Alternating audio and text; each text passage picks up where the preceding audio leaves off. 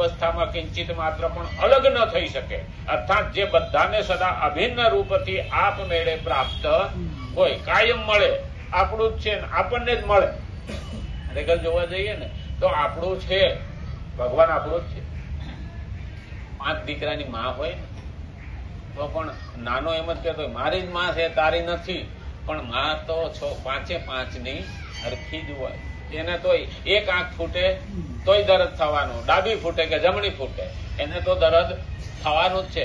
એમ ભગવાન મારો જ છે એમ જયારે માનીએ ને, હા ભગવાન બધે જ છે, બધાનો છે, પણ ભગવાન કેમ એના તરફ વધારે પ્રેમ રાખે? હવે આમ જોવા જઈએ ને તો ભગવાન ક્યાં નથી, બધે જ છે. આ પવન જેમ બધે છે એમ ભગવાન બધે જ છે. પણ પંખા હેઠે બેઠા હોય તો પવન વધારે આવે કે ન આવે? એમ ભક્ત પાસે પંખો છે એવું માનવાનું કે ત્યાં ભગવાનની અસીમ કૃપા થાય. શા માટે?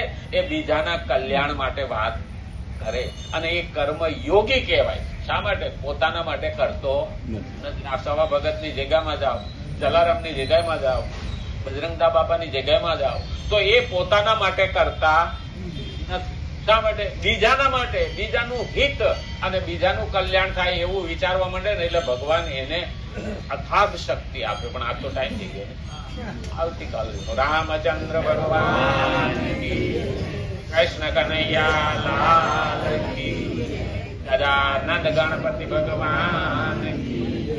આમાં